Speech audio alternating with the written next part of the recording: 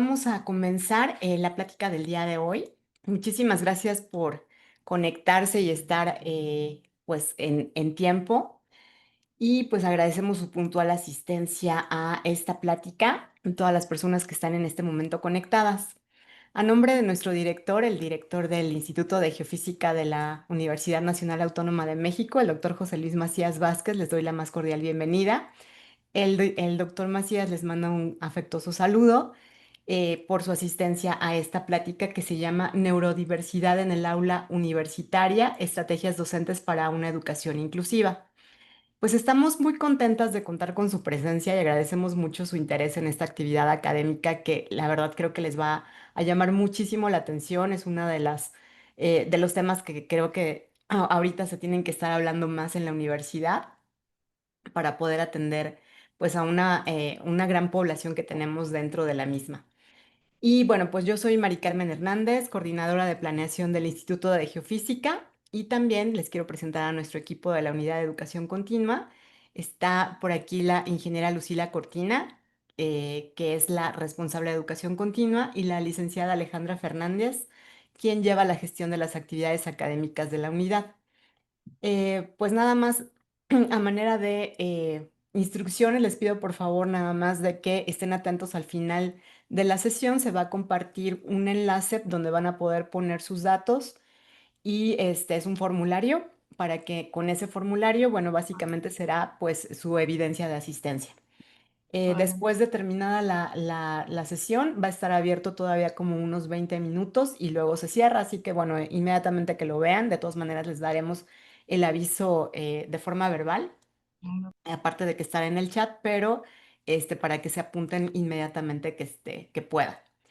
Y también, pues cualquier cosa que necesiten, si están teniendo algún problema técnico, lo que sea, las personas que tenemos en nuestro nombre, en la lista de participantes, quienes aparecemos como IGF, les vamos a poder ayudar.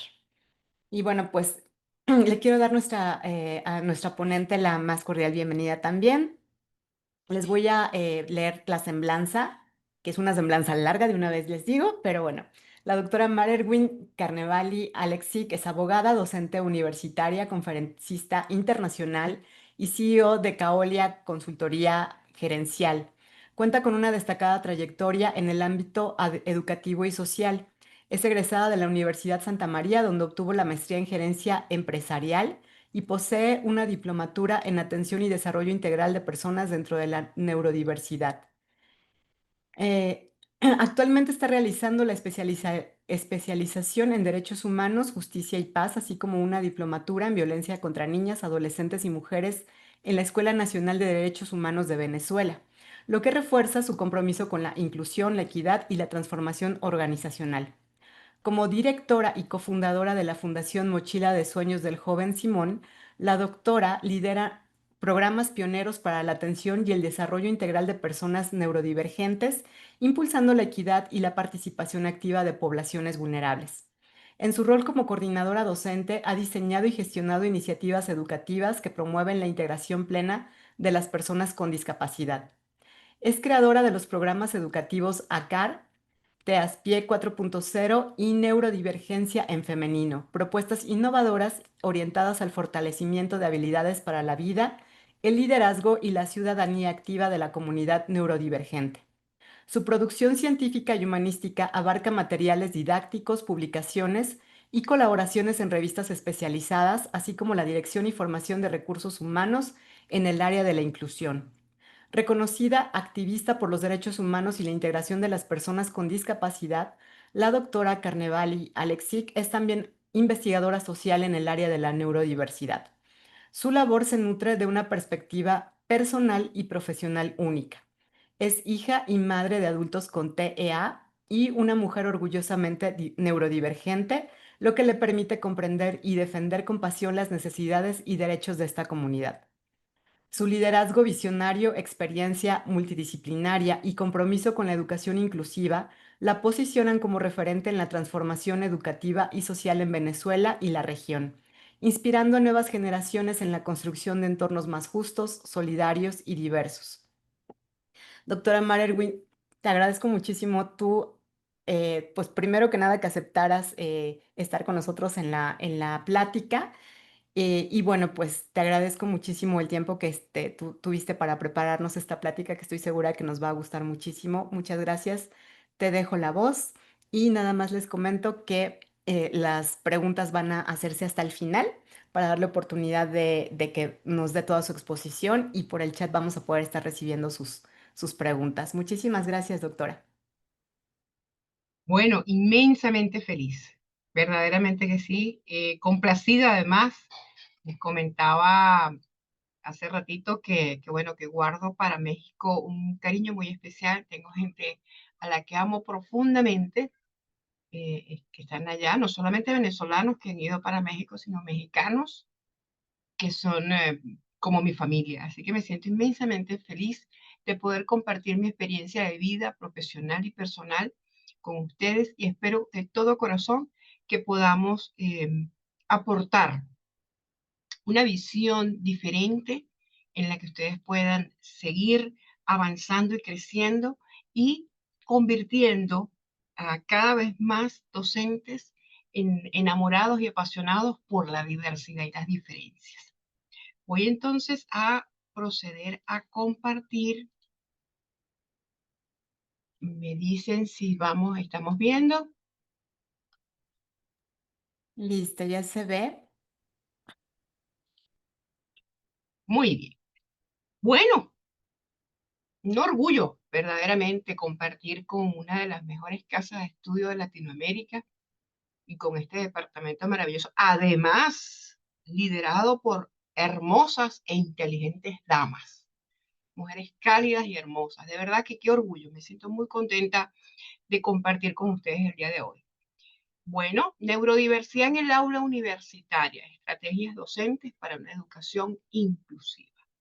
Pero antes no puedo dejar pasar a ese señor que está allí, ese señor visionario, ese líder que es el padre de mi patria, pero que yo hoy voy a hacer una travesura.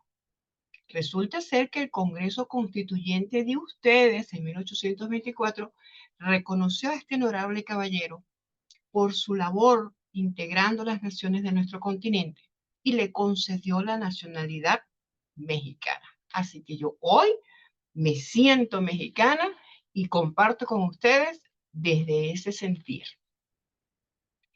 Pero yo quiero que ustedes se imaginen a una joven con autismo, a un joven, un chico, un chavo, como les dicen ustedes, con autismo que haya sido rechazado múltiples veces en sus entrevistas de trabajo. Simplemente porque al momento de la dinámica de la entrevista, este joven no lograba hacer contacto visual con el reclutador o con el entrevistador. Y hoy, ese mismo joven resulta ser que es un brillante programador de Silicon Valley. Por otro lado, tenemos a una chica con TDAH que muchas veces fue despedida por varios factores, pero uno de ellos porque era como dispersa, como que se desconcentraba y le decían desordenada. Y hoy resulta ser que es el CEO de una empresa multimillonaria. ¿Qué cosas? ¿Cuánto talento neurodivergente está perdiendo el mundo porque no aprende a adaptarse? Les comparto estas dos, esto lo pueden conseguir, son dos libros y precisamente tienen que ver con el ejemplo que les acabo de dar.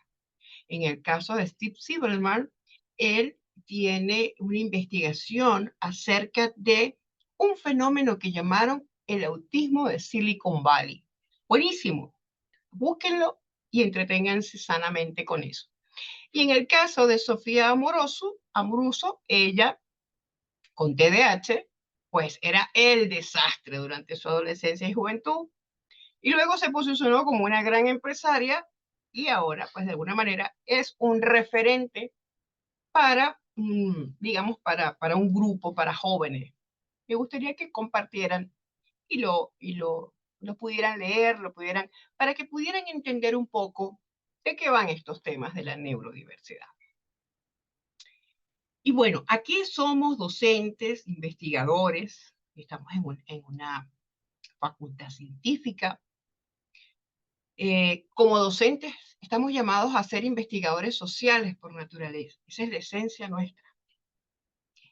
Así que los números para nosotros deben ser transversales, porque a través de los números nosotros podemos detectar realmente cómo podemos abordar una situación social, cómo podemos diagnosticar y cómo podemos resolver. Son los números los que en un momento determinado nos pueden dar en los indicadores para atender una situación. Entonces, fíjense, 1 de cada 5 niños y jóvenes en países desarrollados, un tanto así como el 35 o el 41% de países desarrollados de su población infanto-juvenil están presentando deficiencias en sus habilidades sociales y por ende perturbaciones cognitivas o afectivas. Esto lo podemos leer en la revista de Asuntos del Comportamiento Humano del año 2020 y también lo reseñó la UNESCO. Fíjense, en este caso estamos hablando de una población de países desarrollados o mal llamados desarrollados, porque aparentemente son los países que lo tienen todo o tienen el secreto de todo, dicen. Y resulta ser que su población más vulnerable, la infanto-juvenil, que representa la generación de relevo, es una población que está presentando estas cifras preocupantes. En paralelo tenemos este estudio que dice que 1 de cada 3 niños de países en desarrollo expresan creencias psicosociales.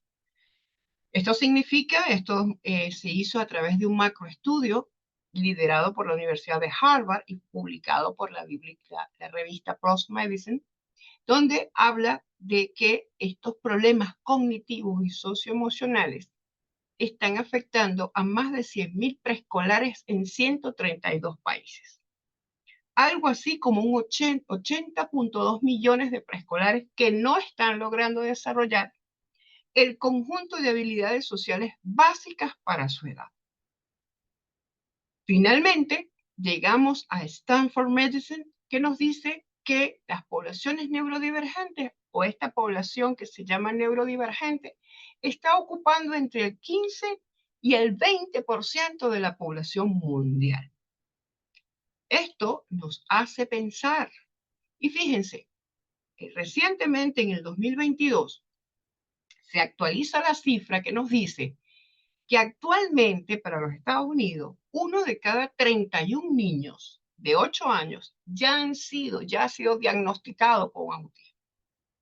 El TDAH se está posicionando como el 5.3% de la población mundial y los trastornos de aprendizaje entre el 5 y el 15% de la población infantil mundial.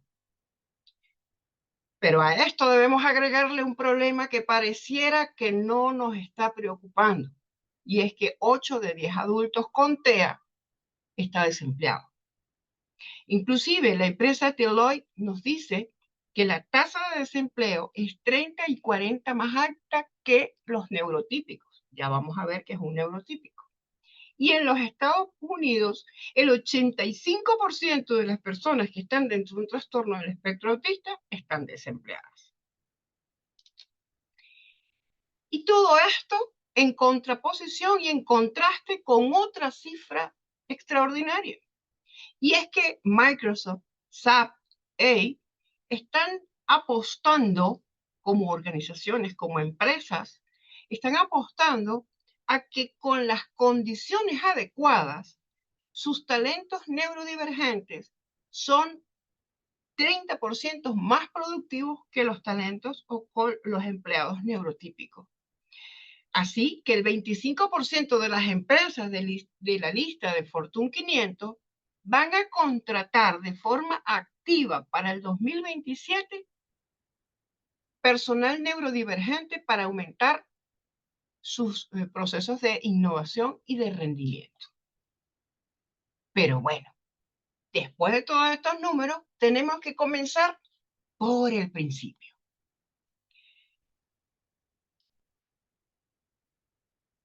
Vamos a ver lo que es neurodiversidad, a entender qué es el paradigma de la neurodiversidad y cómo se relaciona el paradigma de la neurodiversidad con el modelo médico.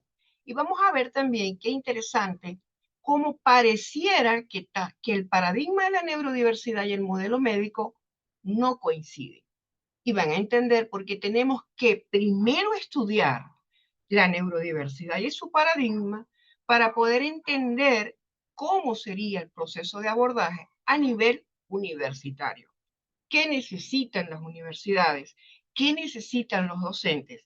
¿Y qué necesitan los estudiantes y su familia? Fíjense, voy a compartir con ustedes este código QR en la medida de sus posibilidades para que accedan, no necesariamente ahorita, pero lo pueden tener, para tener un pequeño test de reconocimiento y de percepción acerca de cómo ves la neurodiversidad en tu entorno.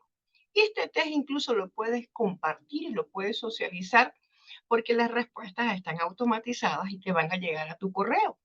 Así que es interesante porque de esa manera podemos ver, podemos reflexionar cuán, em, cuán cercano estamos a esta realidad de la neurodiversidad, tanto a nivel personal como en el entorno que nos movemos, ya sea la universidad, la oficina, en la comunidad, en cualquier espacio. Bueno, vamos a ver ahora la palabra mágica. ¿Qué entendemos por neurodiversidad? Fíjense que muchas personas piensan que neurodiversidad es un término médico y realmente no lo es. La neurodiversidad es un concepto social, no es un concepto médico.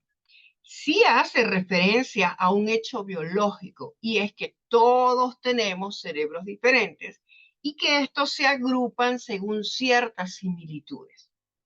Para la neurodiversidad, el cerebro mayoritariamente es el que se le conoce como neurotípico o neurológicamente típico. Las demás formas o neurotipos, es decir, los que están fuera de estos neurotípicos, son los que conforman la neurodivergencia, es decir, aquello que diverge del cerebro que consideramos, entre comillas, normal. Este concepto de la neurodiversidad es un término que va a desafiar el concepto de lo que conocemos como un cerebro normal y va a apostar para que las personas entiendan que el cerebro está conformado por diferencias y que esas diferencias neurobiológicas son parte de la diversidad humana misma. Ahora, como el tiempo es tan corto, no puedo profundizar, pero sí quiero que estemos claros qué no es neurodiversidad. Y neurodiversidad no es un diagnóstico. Muchas veces escucho representantes, cuidadores, padres, docentes, familiares que me dicen, es que el chico, el chavo, está diagnosticado con neurodiversidad. Eso no existe, porque no puedo diagnosticar un concepto que es social, que es un paradigma. No se refiere tampoco a una persona, no es un adjetivo y tampoco es una etiqueta. Muchísimo menos la neurodiversidad en sí misma es una condición neurobiológica. No lo es. Cuando hablamos de neurodiversidad, hablamos de un concepto social que hace referencia a la diversidad neurobiológica natural del ser, mas no es en sí misma una condición neurobiológica. La neurodiversidad es un paradigma social. ¿Mm?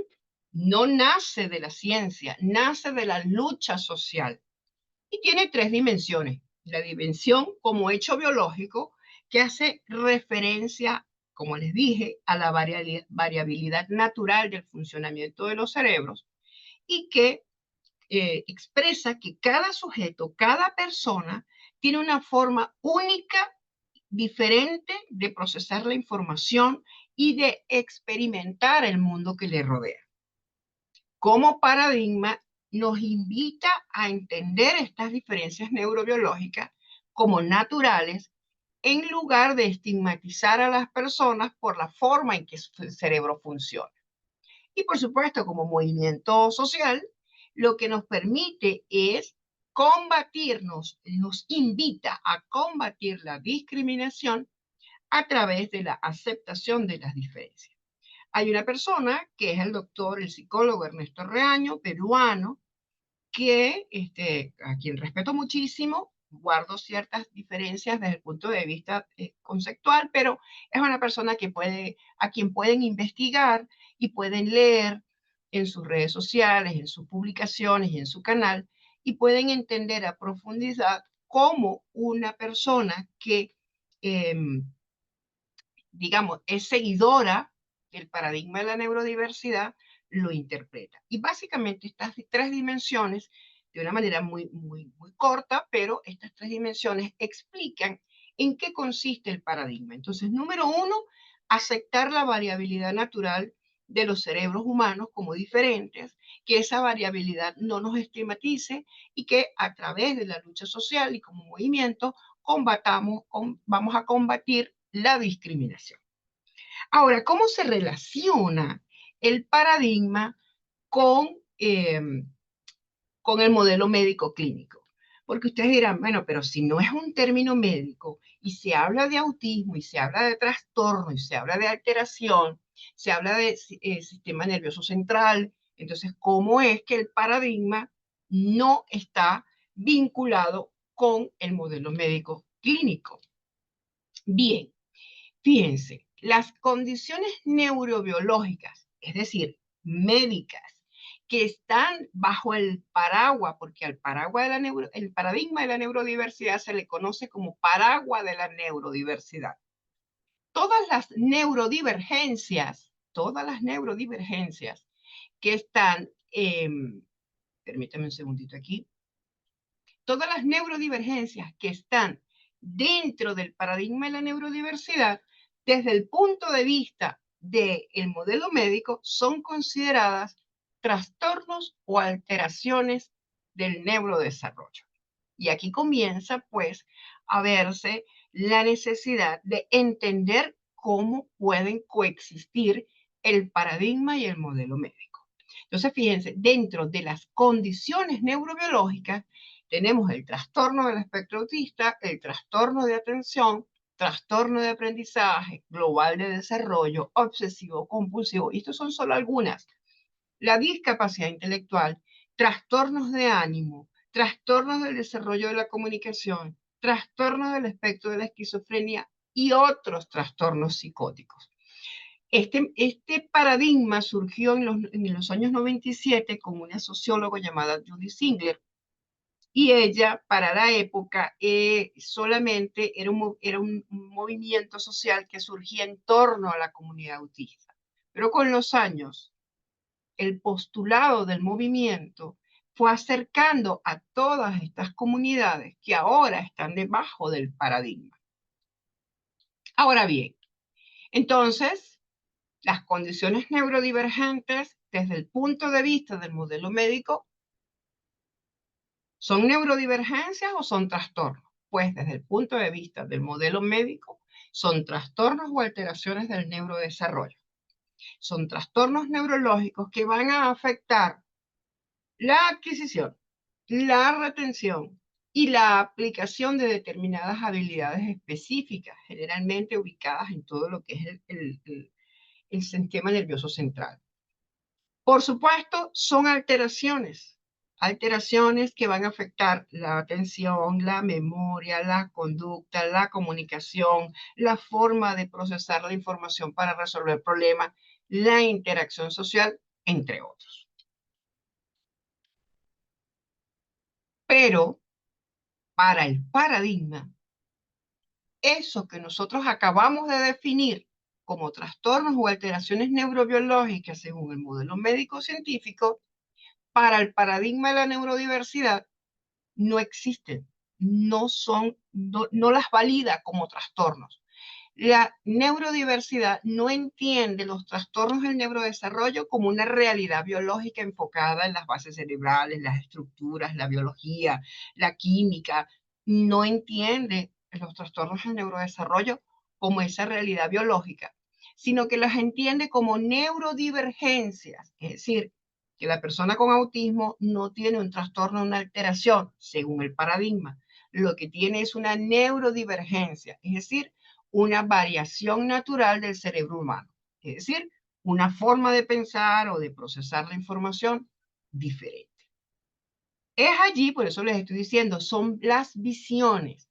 Generalmente cuando se habla de neurodiversidad, las personas piensan que hay una consolidación de ambas dimensiones y no es así. Parece entonces que son visiones que se contraponen.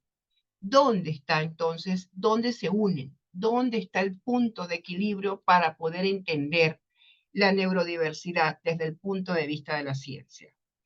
¿Cómo las universidades pueden entender, convivir con hechos, realidades biológicas vistas desde un movimiento social? Pues bien, el modelo médico es claro, el modelo médico se centra en identificar y corregir anomalías. Esa es la esencia pura del modelo. Mientras que el paradigma se centra en establecer las diferencias neurológicas según las capacidades de las personas, según sus fortalezas. Mientras que el modelo médico centra sus características en el diagnóstico y el tratamiento, el paradigma se centra en la aceptación y el apoyo. El modelo médico, su enfoque es determinar el déficit, el fallo, la alteración, el trastorno, mientras que el paradigma se centra en fortalezas. Mientras que el modelo clínico trabaja con una investigación que es cuantitativa, el paradigma trabaja un modelo de investigación que es cualitativa. En tal sentido, pudiéramos decir que ambos modelos son total y absolutamente contradictorios, porque realmente en su base fundacional, el paradigma de la neurodiversidad no reconoce ni la discapacidad ni al modelo médico. Ante esta situación, los fundadores del paradigma, porque así como tienen muchísimos seguidores y gente que pues, cree profundamente en el paradigma de la neurodiversidad, también tiene sus detractores. Y déjenme comentarles que la mayoría de los detractores del paradigma son los padres o cuidadores. No es el gremio médico. Por supuesto que hay partes, personas del gremio médico a nivel mundial que no están de acuerdo con el paradigma de la neurodiversidad, pero en su mayoría quienes detractan en un momento determinado el paradigma son las mismas familias. Y ya van a ver porque es muy interesante. Fíjense, ¿cómo vamos a conciliar para poder avanzar con una comunidad convencida y que exige su participación en los diferentes espacios sociales? Bueno, la manera de negociar esta participación es a través del modelo médico social o llamado modelo integrador, que tiene el enfoque de discapacidad y neurodiversidad. Es decir, combina los factores biológicos, es decir, entiende la condición médica, atiende la condición médica, pero también aborda las condiciones sociales o las barreras para evitar los entornos discriminatorios. A ver, ¿cómo les doy un ejemplo de esto? Quiere decir que el médico con una visión social no solamente atiende la patología, sino que atiende las circunstancias sociales o las barreras sociales de manera tal de que el paciente pueda tener alternativas. Por ejemplo, una persona que está siendo operada y tiene que retirarse a su casa, pero tiene que ir todos los días a quitarse los puntos. ¿Mm? El médico tiene que entender que trasladar a ese paciente en esas condiciones implica que a lo mejor una paciente o un paciente sin recursos, que tiene que trasladarse en transporte público, que hay una cantidad de barreras económicas que pudieran crear situaciones con ese paciente. El modelo médico social lo que interpreta es que el médico debe no solamente atender la patología, sino también ofrecerle al paciente el acompañamiento y la asistencia socioemocional para acompañarlo en ese proceso, no solamente del abordaje de la patología. El objetivo es tratar las necesidades médicas cuando sea necesario y eliminar las barreras sociales. Sus características son la interdisciplinariedad, es decir, que el médico social, el médico que tiene esta visión, debe colaborar con los educadores, por ejemplo, los terapeutas o los diseñadores de accesibilidad. ¿Qué significa eso? Que un alumno que ha sido diagnosticado con autismo, por ejemplo, el médico puede crear un enlace, un puente de comunicación y de abordaje conjunto y multidisciplinario con la dirección de la escuela X, de la universidad X, que aborda los temas de discapacidad. Por ejemplo, nosotros acá en Venezuela tenemos en nuestra estructura, en nuestro andamiaje jurídico, tenemos una figura que son las UNIDIBE. Son unidades de atención de personas, de estudiantes con discapacidad dentro de las universidades. Entonces, se supone que este médico debería generar ese puente de comunicación entre el paciente y los diferentes factores o elementos que van a formar parte de esa persona, su familia, su escuela, eh, los demás terapeutas, etc. Y los ajustes razonables, que es otra característica que forma parte de este modelo médico social, que es el uso, por ejemplo, de la tecnología asistiva, eh, las apps de comunicación, eh, además de las terapias. O sea, que no solamente se utilicen eh, terapias, sino que se utilicen otros métodos para el acompañamiento y el abordaje integral de ese paciente.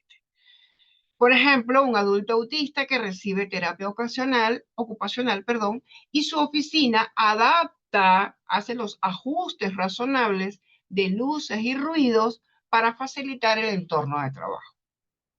O eh, le permiten, por ejemplo, usar algún aislante para los sonidos, sin que eso implique ocasionar una diferencia dentro de la dinámica laboral.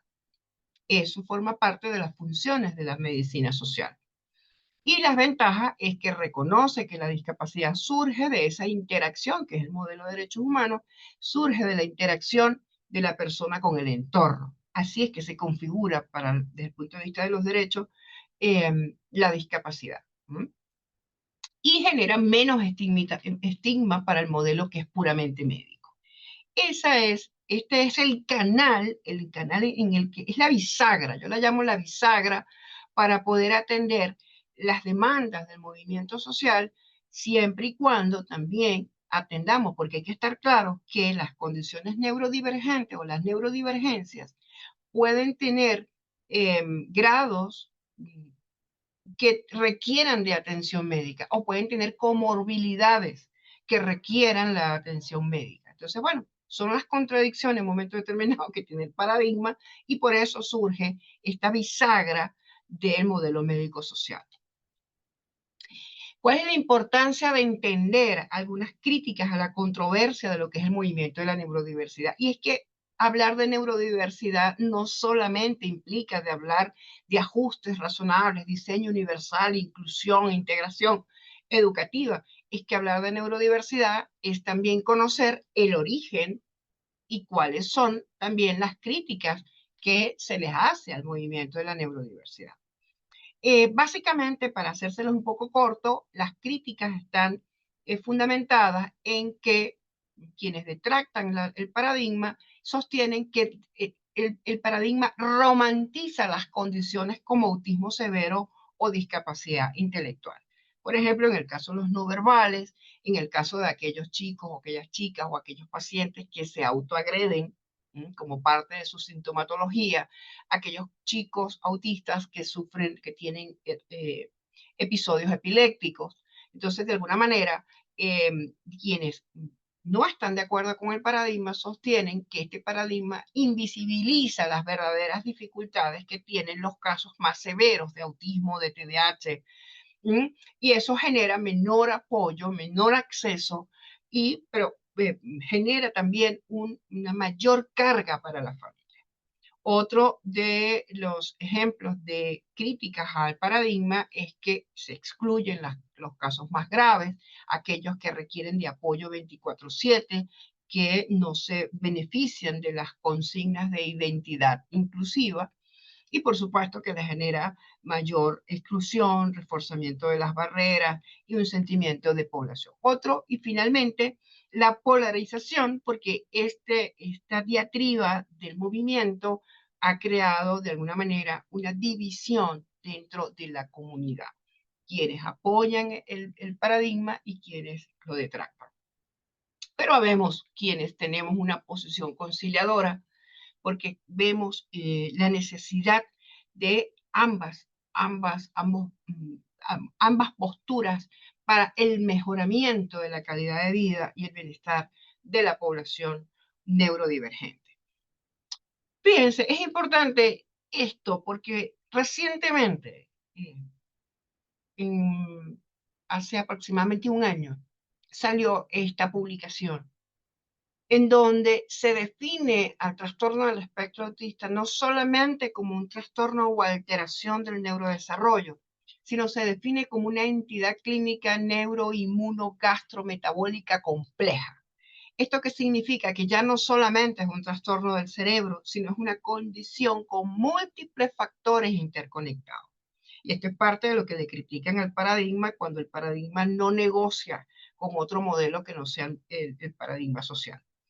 Esto explica por qué algunas personas con autismo pueden mejorar con algunas intervenciones dietéticas, antiinflamatorias, tratamientos de problemas gastrointestinales. Entonces, quiere decir que una persona con autismo que tiene una comorbilidad metabólica, gastroinmuno, que tenga alguna otra comorbilidad patológica, requiere de un abordaje médico.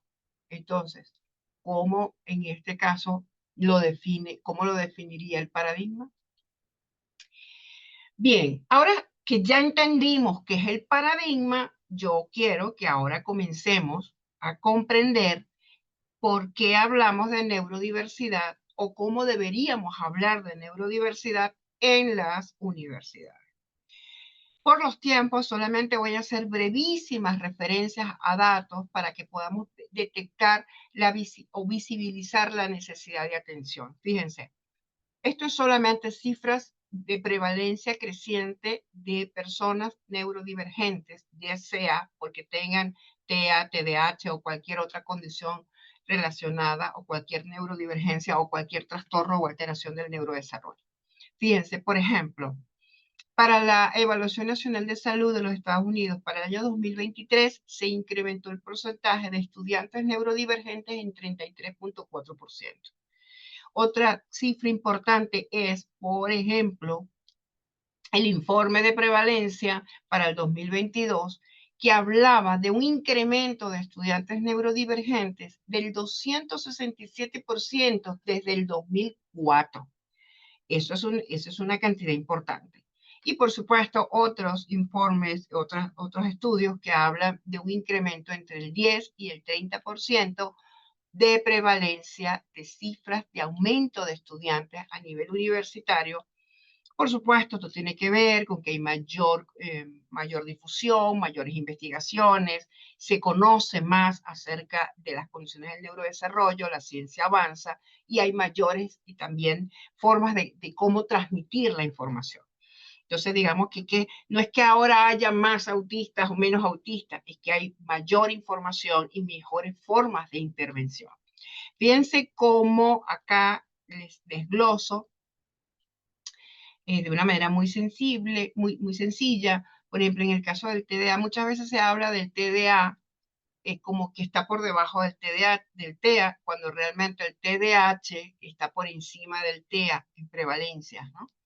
Entonces, fíjense, estudiantes de las universidades de Estados Unidos, hay un incremento del 17.20 con estudiantes con TDAH, con dislexia, con dificultades del aprendizaje, han incrementado para el 2024 un 5.70 y creo que estas son cifras bastante conservadoras. Y para el trastorno del espectro autista tenemos 4.90. Les repito, son cifras bastante conservadoras porque cada país cada región, cada comunidad, no todos. Por ejemplo, nosotros acá en Venezuela tenemos una gran deuda.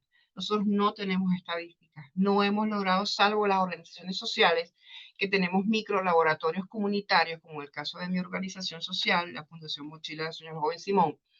Nosotros creamos comités de abordaje que permiten en comunidad que la misma comunidad eh, estudie, analice y aborde sus situaciones desde un punto de vista no terapéutico a través de otros programas que ya les contaré.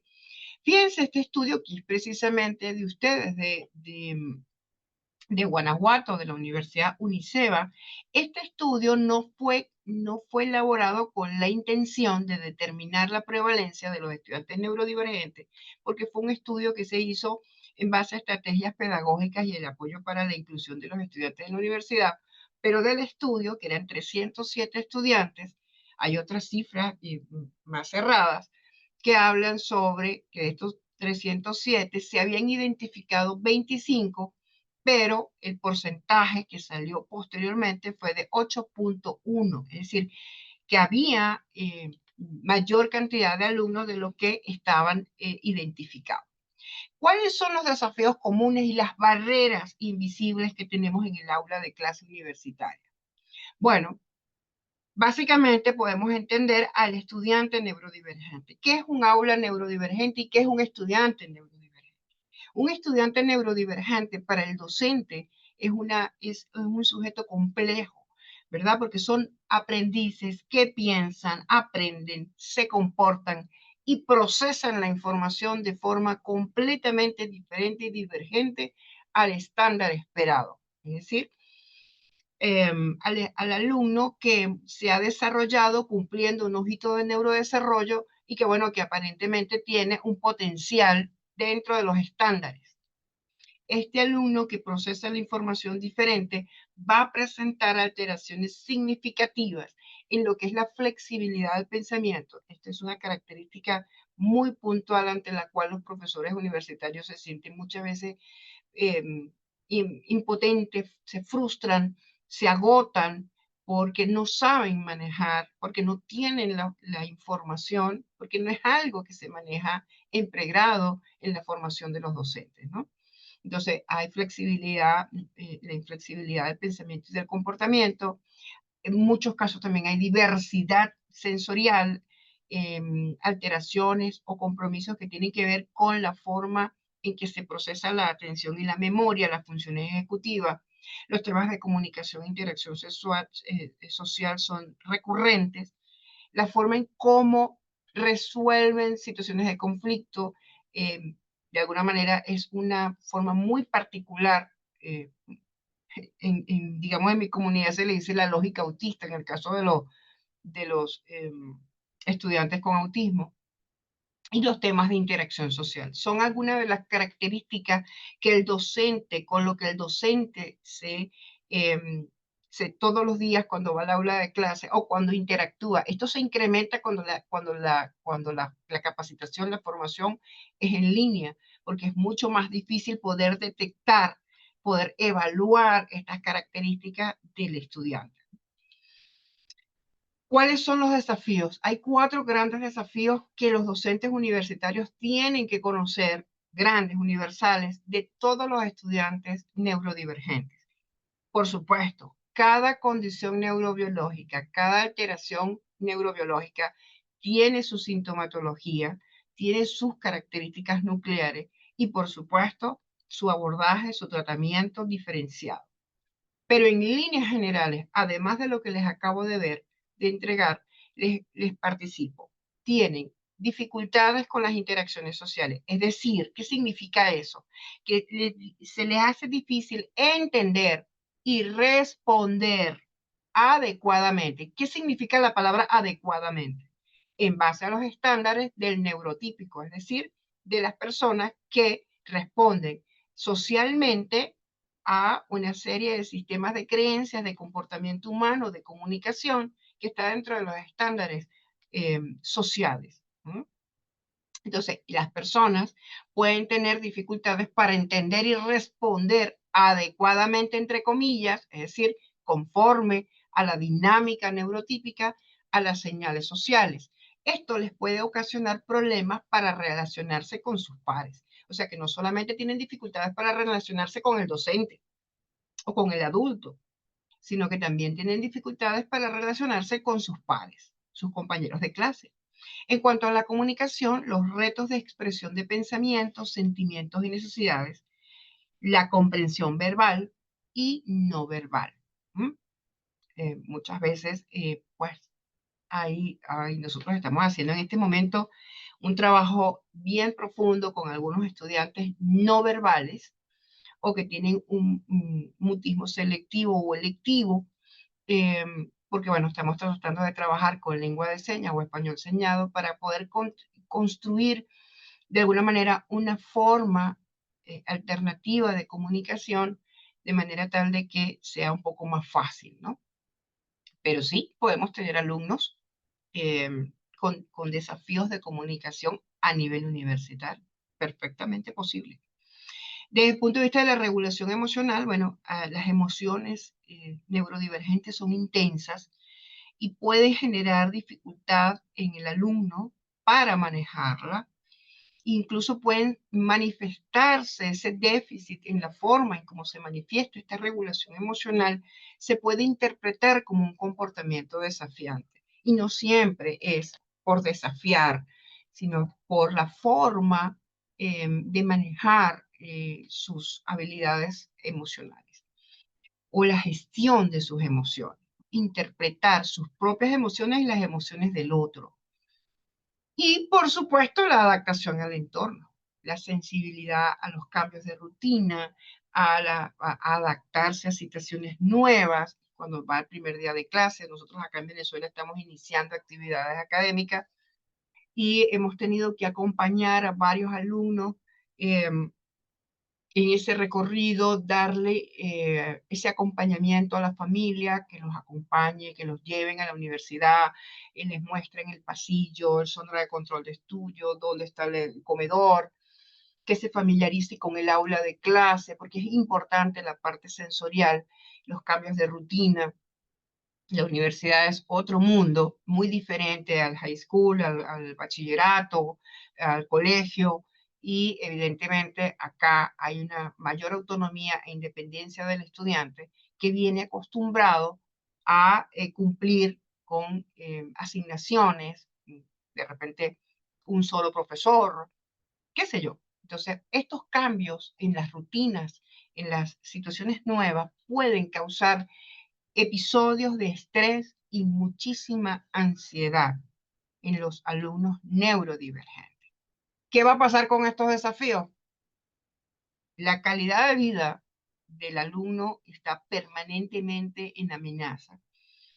Por supuesto, el desempeño académico y laboral se puede ver afectado y esto dificulta que el estudiante disfrute de su vida diaria. Es decir, permanentemente hay un afrontar y confrontar situaciones, barreras personales, emocionales, sociales, culturales, que no conoce, que no sabe manejar, que le cuesta interpretar por la sintomatología propia, en el caso, por ejemplo, del autismo, y esto genera muchísimo estrés.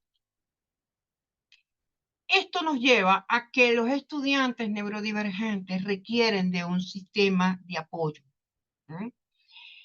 Y estas son las necesidades socioemocionales que tienen los estudiantes neurodivergentes. Y esas necesidades socioemocionales van a partir de que ellos requieren sentir pertenencia y seguridad, necesitan sentirse en un espacio seguro, necesitan aprender a manejar sus emociones y a contar con un sistema, un soporte humano de compañeros, de colegas, de estudiantes, de profesores, de personal administrativo que manejen la información para que puedan ayudarlo a mantener la mayor comunicación efectiva y afectiva. ¿Mm? Y por supuesto, tienen que aprender a manejar habilidades sociales para poder alcanzar la mejor calidad de vida estudiantil. Todo esto que les acabo de contar, que se repite en México, Venezuela, Colombia, Perú, Argentina, España, Estados Unidos, China, en donde usted, a donde usted vaya, se va a encontrar con la misma problemática. Fíjense que al principio les hablaba de unas cifras de países desarrollados, a eso incrementarle la población neurodivergente. Es decir, la población infantojuvenil está presentando, bien sea por un tema de contaminación ambiental, la tecnología, el mal uso de la tecnología. Hay muchos factores que pueden estar incidiendo en esta alteración por parte de la población neurotípica que está presentando este desajuste en sus habilidades de comunicación y de interacción. A eso vamos a agregarle a la población neurodivergente que ya viene con digamos, con una alteración de cómo procesar la información. Entonces, fíjense, ¿qué manifiesta el estudiante neurodivergente? Por lo general, en un 98% por estadística, el estudiante neurodivergente manifiesta que siente miedo o rechazo al acoso, solamente a la posible amenaza. ¿Mm? Por el simple hecho de ser neurodivergente. Eso ocasiona que generalmente la familia o el estudiante no dicen que son neurodivergentes, porque la solo amenaza ya le genera miedo, vergüenza al acoso. Y esto les produce, por supuesto, muchísimo estrés. Hay una gran dificultad para adaptarse a los cambios de la universidad y, bueno, muchas veces no tienen el apoyo del familiar cercano, como venían acostumbrados en otros modelos educativos. La inaccesibilidad al docente, porque bueno, porque se sienten frente a métodos de enseñanza que ellos sienten que son poco accesibles y no se habla en las universidades de la accesibilidad cognitiva, todavía no se está hablando de eso en las universidades. Y tenemos todavía periodos de largas clases con horarios muy rígidos, sin adaptaciones ni ajustes razonables, basados un poco en lo que es el diseño universal. De eso tampoco se está hablando. Y es la única forma de lograr la atención, no solamente de esta población neurodivergente, sino la población neurotípica que está presentando estas alteraciones de las que le mencioné al principio.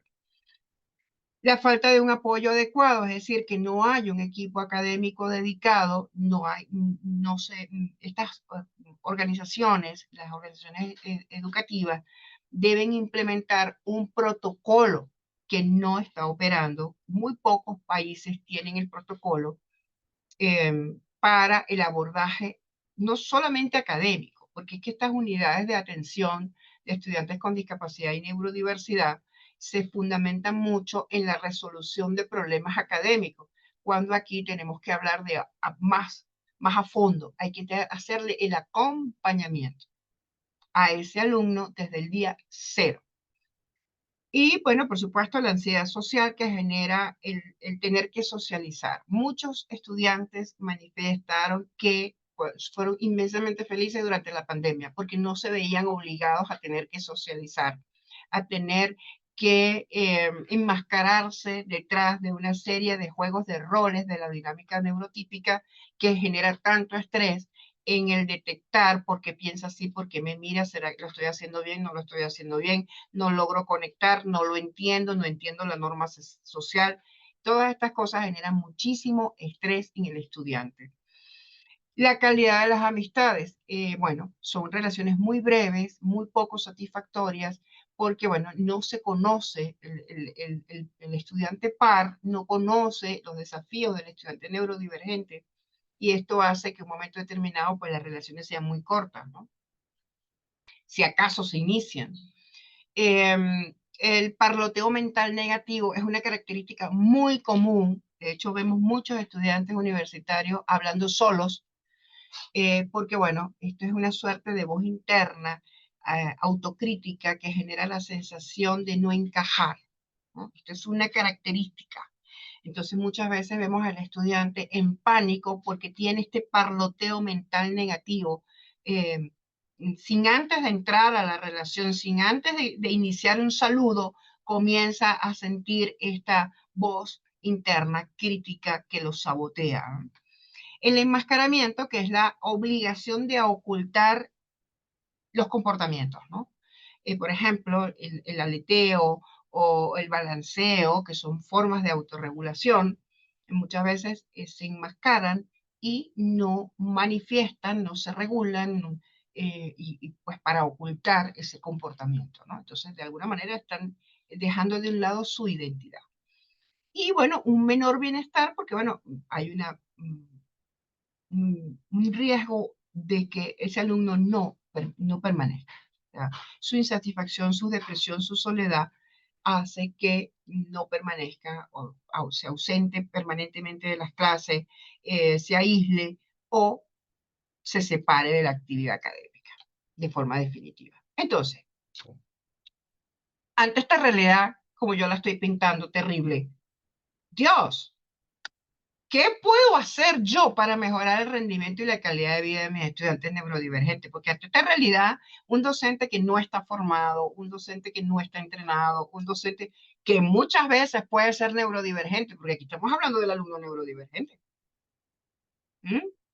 Pero en las facultades, sobre todo en las facultades de la ciencia, hay una gran cantidad de docentes neurodivergentes que no han sido diagnosticados porque han logrado enmascararse durante muchos años, sobre todo la mujer. El diagnóstico en la mujer es todo un capítulo de tesis, en donde, bueno, pasa toda su vida con unas características particulares, diferenciadoras. Algunos llegan a serlo como los raros de la oficina, ese término así como que son sospechosos porque tienen unas características muy particulares, pero no están diagnosticados. Entonces, no solamente tenemos que hablar de la comunidad neurodivergente desde el punto de vista de los alumnos, es que también existe una gran cantidad, porque si representan el 20% de la población, los docentes no están exentos, ni tienen una patente de corso como para decir, no, yo no voy a ser neurodivergente. ¿No? Entonces, ¿qué puedo hacer yo? ¿Qué puedo hacer yo como docente que no entiendo esto, que para mí es nuevo, que a mí en el pedagógico, en la universidad no me enseñaron a manejar este tipo de discapacidad, que que no me pagan lo suficiente como para yo tener que estar aguantando semejante, que son salones de 45, 50 muchachos, por decir un número, y de eso el 20% tiene algún tipo de compromiso cognitivo o tiene algún tipo de compromiso, alguna discapacidad social, qué sé yo, cómo maneja el docente esta circunstancia para ofrecer lo mejor de sí y darle la oportunidad a ese joven, a ese chavo, a esa chava, de tener una oportunidad de desarrollarse a nivel universitario y de hacer una vida. ¿Por qué no? Bueno, fíjense, aquí los venezolanos nosotros hacemos las cosas, tenemos una forma de hablar y de expresar un poco jocosa. Y yo les digo siempre, usted no tiene que ser un astronauta. Claro que existen doctorados, maestrías, especializaciones, máster, diplomados, para usted adquirir competencias docentes para manejar este tipo de situaciones con alumnos neurodivergentes. Pero yo le voy a decir algo. Usted no tiene que ser un astronauta. Usted solo necesita conectar con su misión y su visión de vida. Y como decía, yo provengo de una familia de normalistas, de mujeres normalistas, maestras de escuelas rurales. Y ellas me decían que ser maestro es ser apóstol, hacer un apostolado. Entonces, yo lo que le pido a usted es que primero tome el control, respire y entienda que aunque yo le haya contado todo esto que parece trágico, hay maravillosas soluciones para su alumno y para usted. Entonces, usted no necesita ser un astronauta. Usted lo que necesita es conectar. ¿Por qué se hizo docente? Porque para hacer dinero no fue. Porque en ningún país del mundo los docentes tenemos grandes fortunas ni estudiamos docencia para hacernos millonarios. Así que para ser millonario no fue. Entonces, conéctese con su apostolado, conéctese con su vocación, con su misión y su visión como docente. Esa es la primera gran estrategia que yo quiero dejarles hoy a ustedes. Lo segundo, sentido común. ¿Qué es el sentido común? La capacidad de pensar de manera que usted pueda tomar una decisión. Y eso implica que usted va a conectarse con su propósito y va a pensar y a comportarse de manera razonable para tomar buenas decisiones con su alumno. ¿Por qué le digo esto? Porque no se trata de un chico caprichoso, no se trata de un alumno fastidioso, no se trata de un niño que necesita o una niña que necesita, como decimos aquí en venezolano, dos buenas nalgadas. No, se trata de que usted no debe olvidar de que su estudiante tiene una condición neurobiológica. Es una realidad neurobiológica comprobable a nivel de la estructura celular del cerebro de ese chico o de esa chica. No es que él quiera ser así. Nadie escoge ser así, ni nacer autista o tener TDAH. Es una realidad, es una condición neurobiológica que le va a impactar la vida a ese ser humano en todos los sentidos.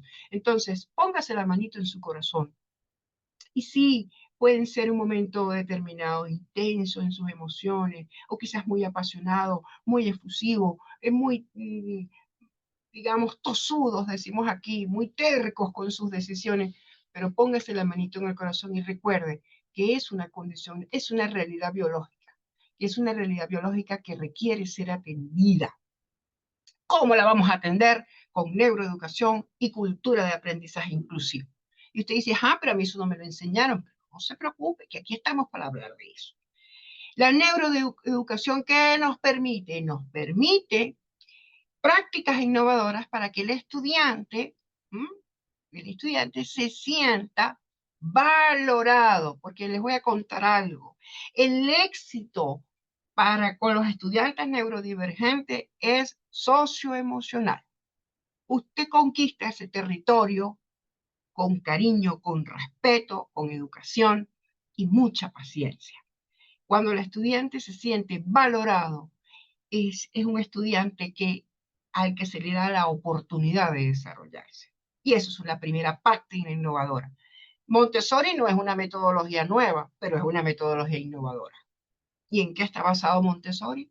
Bueno, vamos a crear espacios, mis estimados docentes, espacios que sean verdaderamente seguros. Y seguro no es que tengan no solamente que sean espacios donde no se vayan a lastimar, no, no, no, no.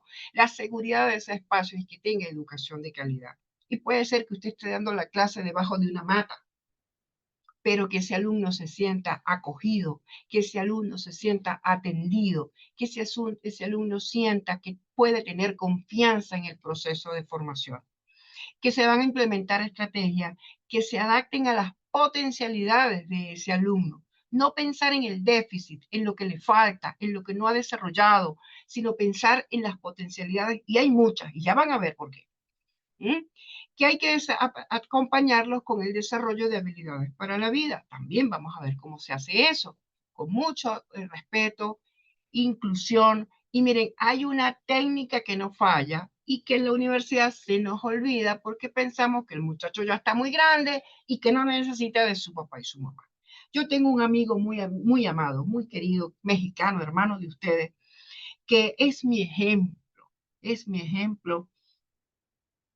que es el ingeniero, el doctor Muñiz, colega de ustedes de la Universidad de Panuco, México, Veracruz, que él a mí me ha dado excelente ejemplo, un ejemplo maravilloso de cómo ese padre ha acompañado a su hijo en su proceso con su diagnóstico.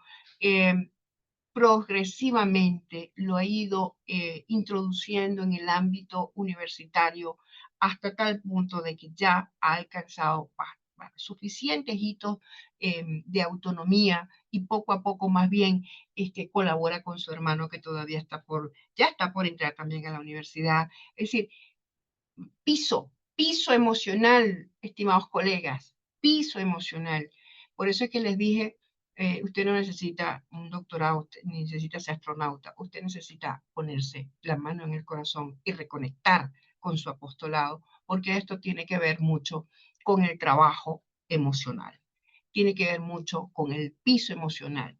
¿Qué hacemos con la cultura? Bueno, la cultura inclusiva implica genera que usted haga de su práctica docente una estrategia, una táctica. ¿Por qué? Porque usted va a generar un espacio a su alrededor con los otros compañeros en donde se trabaje precisamente la participación, valores de respeto, de justicia, de solidaridad. en donde sean sus propios alumnos los que se encarguen de acompañar a su compañero desde la guía inteligente del docente, para que aprendan a reconocer, a analizar y a eliminar esas barreras para el aprendizaje, en donde aprendan a entender cómo aprende, ¿m? Cómo aprende el estudiante neurodivergente y, por supuesto, con ese apoyo, ese acompañamiento y la capacitación a los educadores. Yo siempre digo que no podemos solamente cargar la carga, tomar la carga pesada para los docentes. El docente necesita ayuda. La universidad debe crear no solamente la unidad de atención del estudiante neurodivergente o con discapacidad. La universidad debe tener un espacio de grupos de apoyo, de interacción, en donde, así como los abogados hablamos de clínicas jurídicas, las clínicas pedagógicas, en donde haya sesiones para hablar de los casos, qué opinas tu colega, a mí me resultó en tal semestre, me resultó así, porque no aplicas tal cosa. Las mentorías para los docentes son importantes, el acompañamiento terapéutico, de que el docente pueda tener ese acompañamiento, porque hay un desgaste. Si hay un desgaste con cualquier alumno, con un alumno neurodivergente hay un desgaste adicional, porque hay un compromiso emocional. Entonces, el profesor debe tener no solamente conocimientos de neurociencia, de accesibilidad, de diseño universal, de participación y estrategias participativas, sino que también debe tener ese apoyo y ese acompañamiento como docente. O sea, que esto no solamente velar por los intereses superiores del estudiante, sino también velar por el interés superior del docente. Otra de las estrategias, pues las metodologías activas y las metodologías innovadoras, las metodologías ágiles, ayudan muchísimo a la población neurodivergente universitaria. Las estrategias de enseñanza basadas en proyectos, el uso de las tecnologías de la información y la comunicación, porque son las materias en donde los estudiantes neurodivergentes se conectan con mayor facilidad y aprenden mucho más rápido y se conectan rápidamente. Fomentar el trabajo en equipo, no imponer el trabajo en equipo, sino crear un clima positivo de inclusión y colaboración que invite, que sea cálido para todos los estudiantes, en donde el estudiante se pueda sentir servido de esa confianza. Las metodologías activas, la visualización y el aprendizaje multisensorial, las evaluaciones continuas y la retroalimentación, el refuerzo positivo, eh, evaluar más en procesos, resultados, que por una puntuación. Aquí vamos a hablar un poco de lo que es el diseño universal de experiencia significativa, que es la clave del éxito. Las universidades deben crear sus propios departamentos de experiencias de diseño universal, porque es la clave tanto para el docente como para el estudiante. O sea, la universidad va a descargar completamente el peso en este tipo de experiencias que tienen su metodología, tienen su protocolo, pero una vez la primera parte de implementación, como todo, pues hay que preparar los materiales, las cosas, pero una vez que ya eso está hecho, el camino es muy, muy, muy positivo porque el alumno responde rápidamente a la metodología del diseño universal, en donde hay que presentar los contenidos con múltiples formas. Y esto no es solamente para los alumnos neurodivergentes, esto sirve para todos, en donde esto permita que todos puedan comprender, participar y construir con sentido lo que están aprendiendo. Esto permite promover distintas formas de expresarse y de evaluar. No necesariamente hay que evaluar de una sola manera. El estudiante puede demostrar lo que está aprendiendo a través de proyectos, presentaciones, escritos, actividades prácticas, un podcast, un video, un trabajo social. O sea, hay muchas maneras de evaluar que no necesariamente hay estudiantes neurodivergentes que son eh, auditivos, visuales, o simplemente, bueno, les gusta que los evalúen de forma oral porque les cuesta. concentrarse al momento de la escritura o pueden tener alguna distonia muscular. Es decir, hay algunos otros factores que no puedo profundizar, pero que pueden incidir en el proceso de evaluación. Y por supuesto, fomentar el compromiso y la personalización. Eso es decir, ¿eso qué significa? Que bueno, yo tengo que conocer a mis estudiantes. Yo tengo que saber, los estudiantes neurodivergentes son de intereses, de fortaleza. Ellos tienen gustos muy particulares que uno detecta de manera inmediata, ¿no? Entonces, entrar por allí, por los intereses, por las potencialidades y el aprendizaje es mucho más rápido. Evidentemente, en esta conferencia, en esta plática, estoy tratando de ser lo más concisa posible. Estas son formaciones que se pueden llevar 4 o 5 sesiones de 2, 3 horas, porque es un entrenamiento intensivo, pero bueno, estoy tratando de hacer, digamos, lo más resumido posible. Las estrategias de atención, por ejemplo, con las personas con TEA, que inciden directamente en las dinámicas universitarias, bueno, la incorporación en el plan de estudio universitario de las carreras de educación, de salud, de trabajo, cátedras orientadas al estudio de TEA. Los estudiantes de educación ya deben tener másteres especiales, diplomados, que estén relacionados con el acompañamiento pedagógico del estudiante neurodivergente para que se vaya familiarizando, igual el médico, todas las carreras que tengan que ver con educación, salud, trabajo social y afines.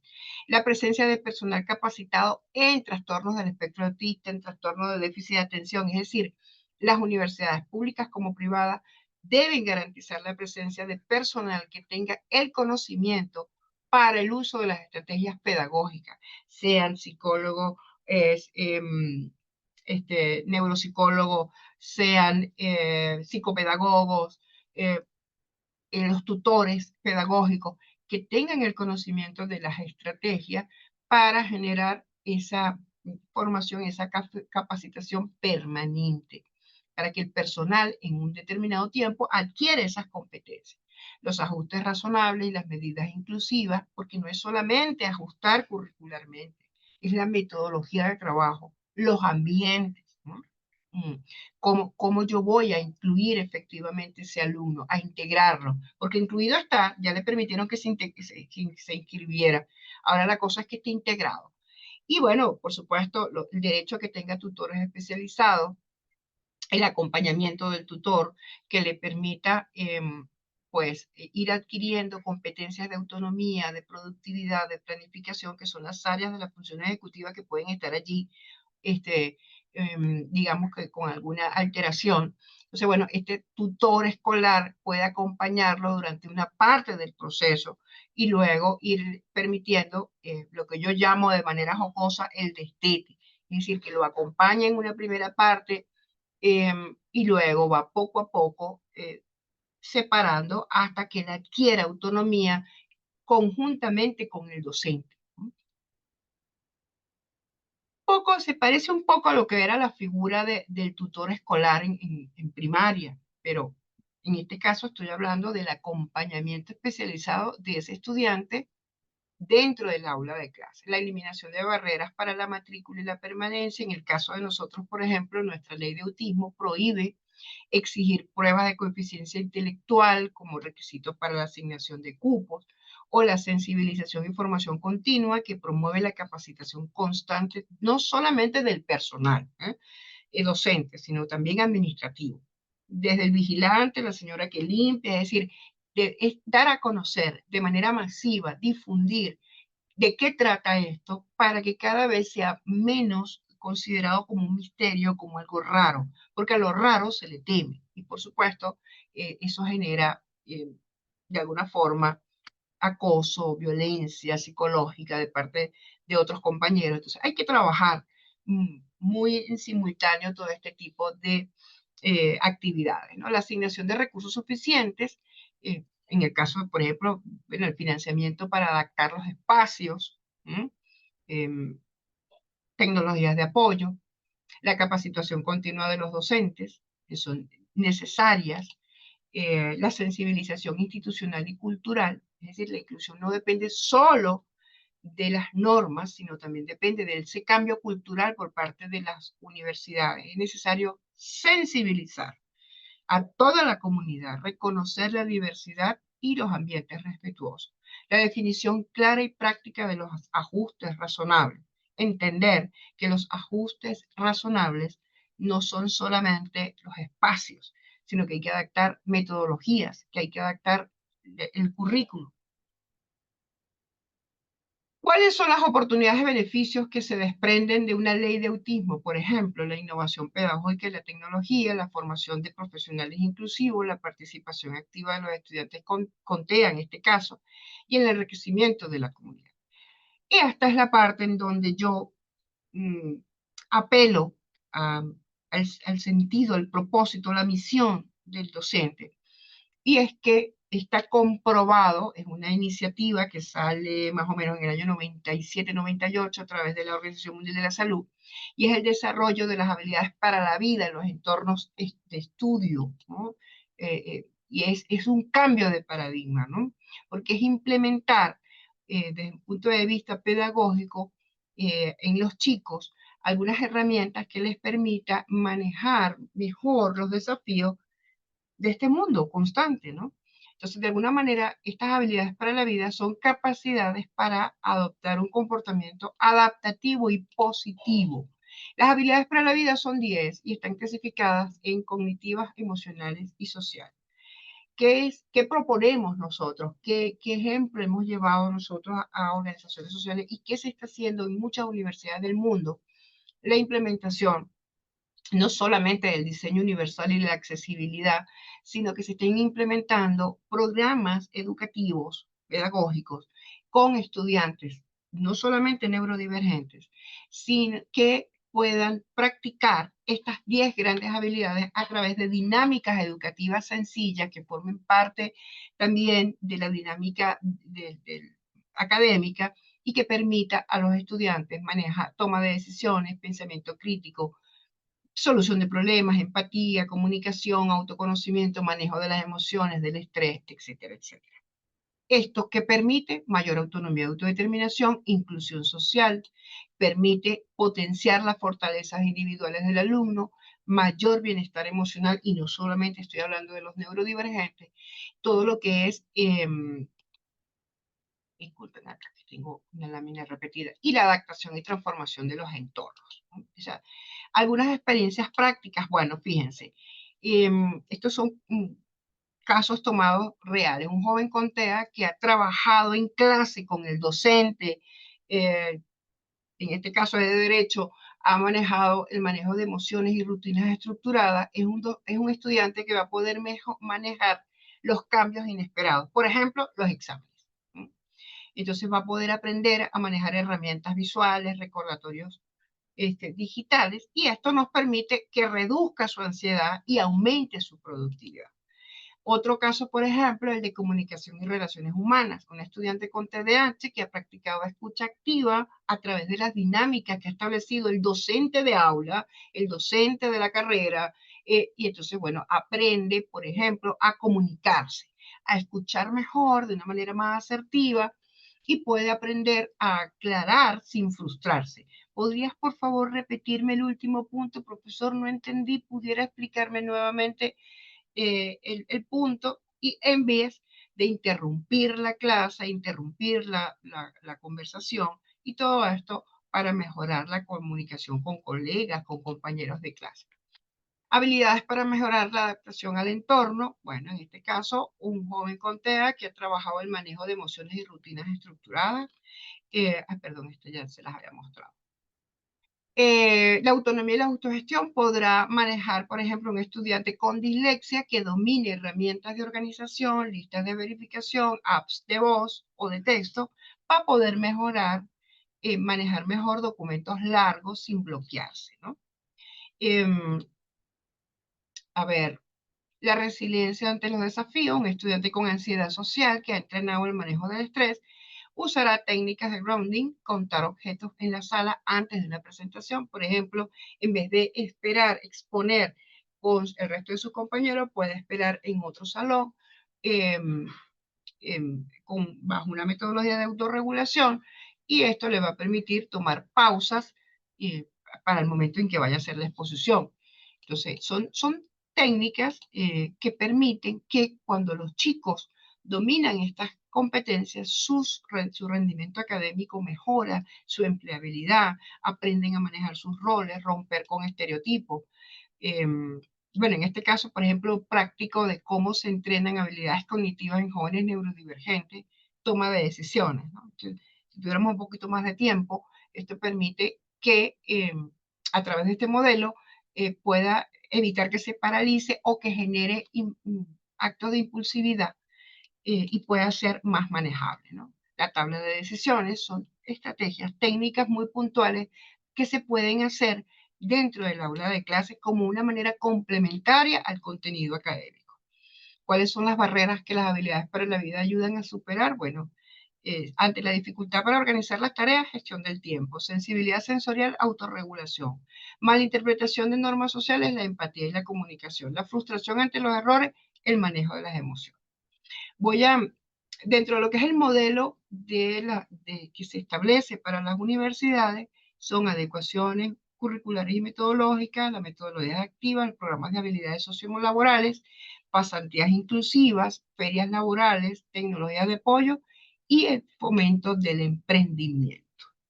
La neuroinclusión que incluye las estrategias DEI dentro de las aulas de clase, que son diversidad, equidad e inclusión. Esta es una diapositiva que es traída de una formación que nosotros tenemos de empleo inclusivo para personal neurodivergente y cómo nosotros entrenamos al reclutador para que implementen neuroinclusión y estrategias DEI en la contratación de personal neurodivergente. En este caso, por ejemplo, el reclutamiento sea inclusivo, es decir, eliminar entrevistas basadas en habilidades sociales, la accesibilidad y ajustes razonables, una flexibilidad en la carga horaria, tecnología asistiva y espacios adaptados, entre otros. ¿Por qué es importante? Bueno, porque la educación inclusiva en la universidad permite darle la oportunidad a todos. Y aquí, fíjense, yo quiero que recuerden la lámina donde yo les hablaba de que las empresas como Microsoft están invirtiendo en sus presupuestos de ajustes razonables y de adecuaciones en las empresas porque están contratando mayores cantidades de personal neurodivergente porque se ha demostrado que cuando ellos vienen de las universidades con esta metodología de trabajo, el proceso de selección a nivel laboral es mucho más eficiente porque ya viene con una base de autonomía y autodeterminación. Estas son algunas de las universidades y tienen un código QR que les puede llevar a detectar cuáles son algunas de los ejemplos de universidades que implementan este tipo de programas especializados basados en diseño universal y habilidades para la vida en diferentes partes de los Estados Unidos. Un método basado en la evidencia es el método ACAR, que es un programa escuela de habilidades para la vida, liderazgo y ciudadanía de jóvenes neurodivergentes. Lo lidero acá en Venezuela, lo diseñé hace algunos años, ya este año está cumpliendo 10 años, y son ahora sus estudiantes, los propios docentes y facilitadores comunitarios, quienes pues se encargan de formar a las nuevas generaciones que están entrando en este programa. Ahí hay algunos ejemplos pues, de cómo trabajamos con ellos desde los 12 años, un preparativo preuniversitario. Es un programa de ocio educativo no terapéutico que es fundado por miembros neurodivergentes. Nos fundamentamos pues en el entrenamiento de competencias psicosociales y un espacio de acompañamiento, de encuentro y de aprendizaje vivencial, ¿no? Aquí les pongo como ejemplo a uno de nuestros profesores, ingeniero informático, cuando llegó a nuestra organización, estaba saliendo de bachillerato, tenía grandes desafíos de comunicación, de socialización, incluso en su entorno familiar. Hoy en día es un facilitador comunitario, es un monitor del programa, ingeniero, dibujante, neurodivergente. María José Armas Díaz, estudiante de arquitectura en la Universidad Central de Venezuela, igualmente neurodivergente, monitor del programa Escuela CAR y es el líder del programa Neurodivergencia en Femenino. Además de eso, tiene una lucha personal, no solamente como mujer neurodivergente, sino como mujer afrodescendiente y mujer con discapacidad. Francisco Manuel Morales, atleta paralímpico venezolano, campeón, también es director de nuestra Escuela Deportiva para la Inclusión y la Neurodiversidad Y bueno, este ejemplo que les coloco aquí es un ejemplo para mí muy amado. Ella, pues por ella nadie apostó medio, como decimos aquí en buen criollo. Estuvo, no pudo estudiar en educación regular, tuvo que estudiar a través de un sistema que tenemos nosotros que es de misiones, y pudo graduarse de bachiller y está pronto para entrar. Ella tenía graves desafíos de comunicación, de interacción, recibía mucho bullying, bueno, pero ya se graduó de bachiller y ya está entrando a la universidad con grandes esfuerzos, pero me siento muy orgullosa de su desempeño como futura profesional y como futura estudiante universitaria. Bueno, en este caso, el caso del diagnóstico y desafío de Wita. Wita fue una niña de 7 años con depresión infantil, TA1 y TDA, lenguaje limitado, sin interés por comunicarse, con alto nivel de aislamiento, irritabilidad, ira, tristeza frecuente, distonia muscular, trastornos de aprendizaje, discalculia, disgrafia, incontinencia urinaria, miopía de 9 dioptrías, sobrepeso y un coeficiente intelectual de 98, es decir, allí en el RAS. Y esa soy yo, esa niña por la que nadie apostaba, que le dijeron a mi mamita cuando yo tenía 5 años: señora, vamos a hospitalizarla, usted la viene a visitar, estábamos en Houston, la viene a visitar cada cierto tiempo, luego acá en Venezuela usted la viene a visitar los fines de semana, pero esa niña no va a lograr los objetivos. En aquella época no se hablaba de autismo, se hablaba de depresión severa infantil. Yo no hacía contacto visual, me balanceaba, no me comunicaba, no interactuaba, y hoy en día estoy aquí frente a ustedes. Pues mi vida se ha convertido en esta lucha social por que la sociedad entienda, que las universidades, que los colegios, que las familias entiendan que nosotros, las personas neurodivergentes, yo como mujer con autismo, orgullosamente mujer con autismo, solamente necesitamos una oportunidad, paciencia, que nuestros docentes se pongan la mano en el corazón, que regresen, que retomen su apostolado y que, este, como lo hizo esta joven maestra, esa es mi madre, quien por años, hasta que logré hablar a los 10 años, me formó con amor, con seguridad, con respeto, disciplina, estructura y oportunidades. Y de ella, el ejemplo de mi hijo, también diagnosticado con autismo y TDAH.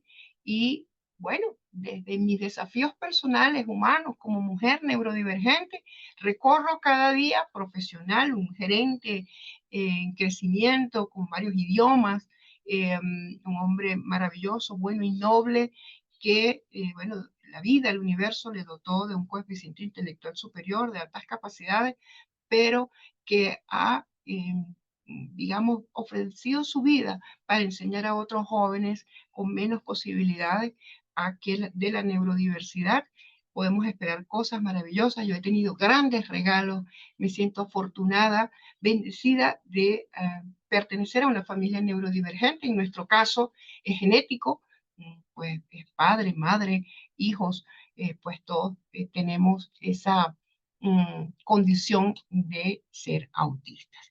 Bueno, ese es un poco ya cómo conectar con nuestra comunidad de estudio, que es Neurodiversidad Sin Límites, porque es lo que nosotros vemos. No hay límites. Los únicos límites los podemos superar con mucho cariño, con mucho respeto. Y bueno, nada, ahora espero por sus preguntas, a ver qué les ha parecido, qué no entendieron, y con mucho gusto también me encantaría que llenaran esa encuesta de valoración, porque me encanta que me corrijan, me encanta que me digan, faltó aquí, faltó allá. Fue muy rápido, pero la verdad es que no quise dejarles nada por fuera. La clave: amor, respeto, paciencia, estudiar mucho diseño universal, implementar habilidades para la vida. Bueno, cuénteme, ¿ya? Muchísimas gracias, doctora Marerwin. Pues hay algunas, algunas em, preguntas que tenemos en el chat. Si quieres, se las voy pasando. ¿Cómo Y no? chicas de educación continua, si me pueden ayudar también, si alguien quiere tomar la palabra y tomar el micrófono, también si pueden ir levantando su manita virtual mientras yo voy leyendo algunas preguntas. Dice Alicia Ortiz, excelente, clarísima su ponencia, muchas gracias. Duda, ¿el trastorno oposicionista desafiante sería una neurodivergencia? Lo mismo sobre el impacto de trauma complejo en el desarrollo de la personalidad. Sí, de alguna manera esas comorbilidades se van relacionando. Y efectivamente, el trastorno desafiante está dentro de esas neurodivergencias. Es una alteración del neurodesarrollo, pero es una neurodivergencia a los ojos, a la dimensión del paradigma, a la dimensión del modelo médico, es una alteración. Pero sí, es una neurodivergencia. Y todas estas condiciones que de alguna manera se convierten en expresiones conductuales con alguna aproximación a temas de salud mental, están relacionadas con esa misma comorbilidad, quizás por falta de terapias adecuadas. El diagnóstico es muy importante, porque hay que hacer el diagnóstico diferenciado. Estas condiciones neurológicas se parecen mucho, se tocan. Entonces, por ejemplo, en mi caso yo tengo depresión, TDAH y TEA. Se conectan, hay comorbilidad, entonces, ¿cómo atiendo uno? ¿Cómo atiendo a la otra? ¿Cómo lo que es bueno aquí, lo que es bueno allá? Por eso es que la terapia es importante y el diagnóstico es fundamental. Las universidades deben tener el espacio para que puedan tener a los especialistas que puedan generar ese diagnóstico eh, desde lo que es el alcance de la universidad, pero sí tener ese acompañamiento. Ok, tengo también ya ahorita una manita levantada, entonces, Carlos Federico, si gusta abrir su micrófono. ¿Sí me escuchan? ¿Sí? Buenas tardes a todos y a todos. Bueno, en primero, la verdad es que muy conmovedor el ejemplo, ¿no? La verdad es que uno no hubiera esperado este final, pero finalmente, bueno, al final realmente esto, pues es una enseñanza para mí. En este momento ya fue una enseñanza de vida. Eh, y le agradezco realmente su valentía y su compromiso con todo lo que se está planteando. Efectivamente, yo estoy de acuerdo con usted en muchos de los planteamientos en términos de lo que es el compromiso docente. Y yo creo que de alguna manera, no sé si a veces el apostolado sea el mejor, la mejor descripción, pero sí, también es cierto, ¿no? Yo creo que uno finalmente se propone como docente, pues trascender a través de su enseñanza en la formación de las futuras generaciones, ¿no? Y sin embargo, hay una cosa que a mí me llama mucho la atención. De hecho, yo he tenido, cuando yo soy docente, yo soy biólogo, doy clases de biología, también soy instructor de buceo, y tuve un estudiante que le enseñamos a bucear con TDA. Al principio, la verdad es que nos dio, pues como profesores, nos dio mucha preocupación porque pues no sabíamos cómo podía reaccionar debajo del agua. Desafortunadamente, ahí sí no hay forma digamos, son condiciones un poquito más, digamos, no es un extremo, no es un riesgo inminente, pero ahí un descuido puede ser realmente la diferencia.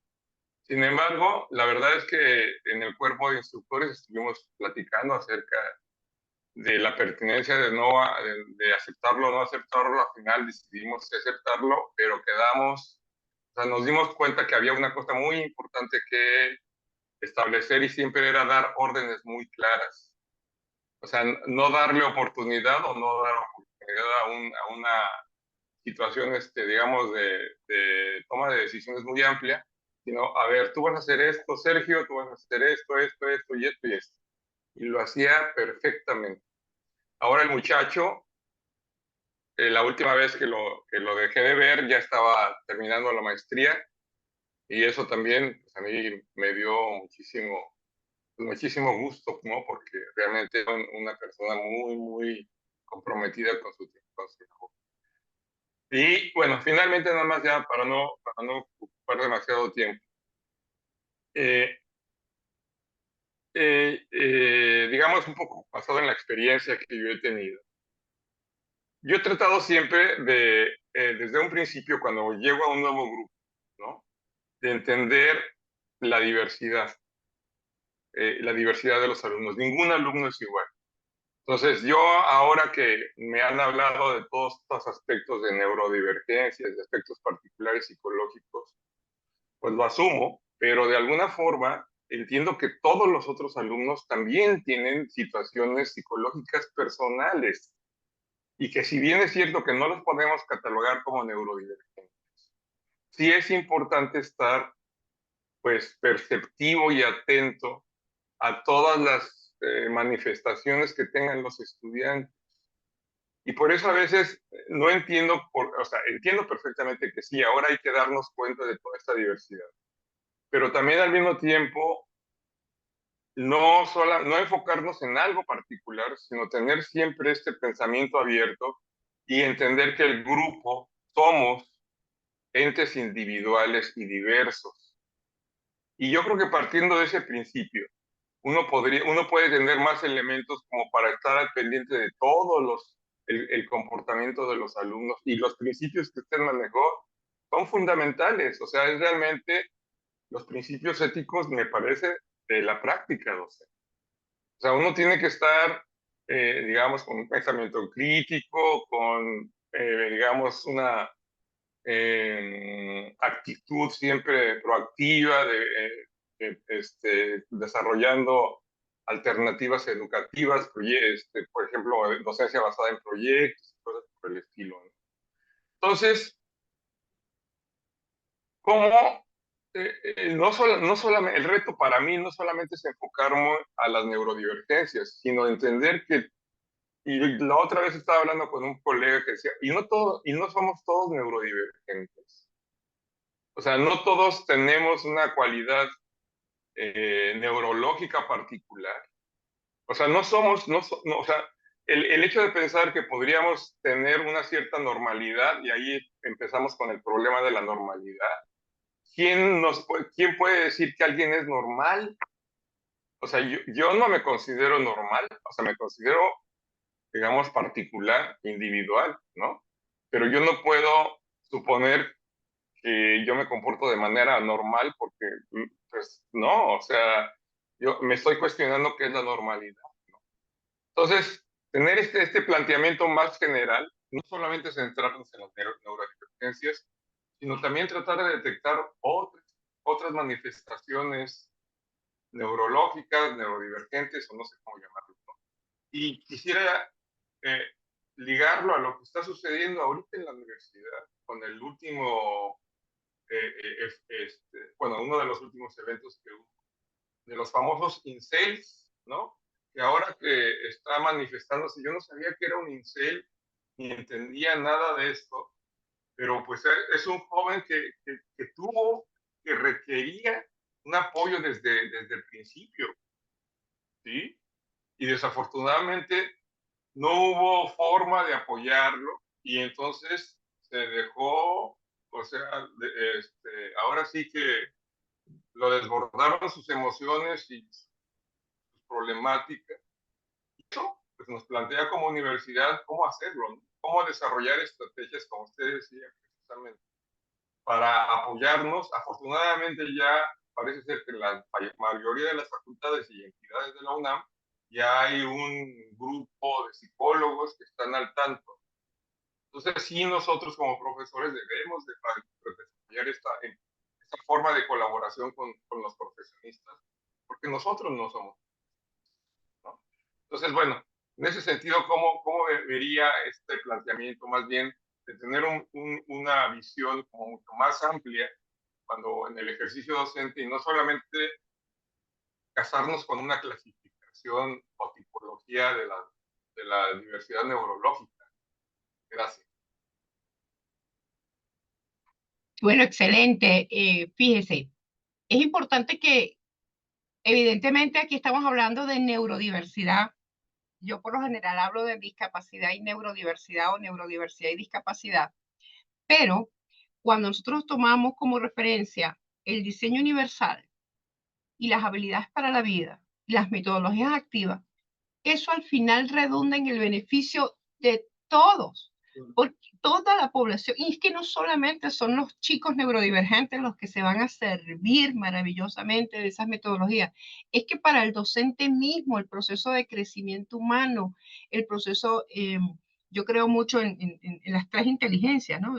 La cognitiva, la emocional y la espiritual, es decir, estas son metodologías que de alguna manera vienen a renovar el compromiso de todos como seres humanos, porque realmente tenemos que retornar, o mejor dicho, yo creo que no es tanto retornar, sino tenemos que de alguna manera conectarnos con nuestra esencia humana en lo positivo, o sea, tenemos que recurrir nuevamente a esos valores de inclusión, de diversidad, donde la diversidad ya no puede ser lo raro, si es que lo raro debería ser lo que no es diverso. Entonces, y la metodología universal es para todos, es para incluirlos a todos. Por eso no se construye, de hecho, las bases del diseño universal que vienen de la arquitectura fueron hechas por un ser maravilloso, es su fundador, que ya partió de este plano, porque él desde su discapacidad, porque él le dio poliomielitis, igual que a mi padre, por cierto, le dio poliomielitis, y pues sus piernas, él estaba en una silla de ruedas y era arquitecto. Entonces, él crea el diseño universal con la idea de que las cosas y los espacios y los productos y todo lo que nos rodea no fuera diseñado para alguien, sino que fuera diseñado de tal manera que todos pudieran hacer uso de eso, o sea, que no haya edificios para las personas con discapacidad visual, edificios para mis hermanos sordos, edificios porque los hermanos sordos son primos cognitivos del autista. Entonces, para que ustedes sepan eso, cognitivamente somos primos. Entonces, las cosas no se pueden hacer para el neurotípico y para el neurodivergente. Es que las cosas hay que hacerlas para todos. Por eso es el diseño universal.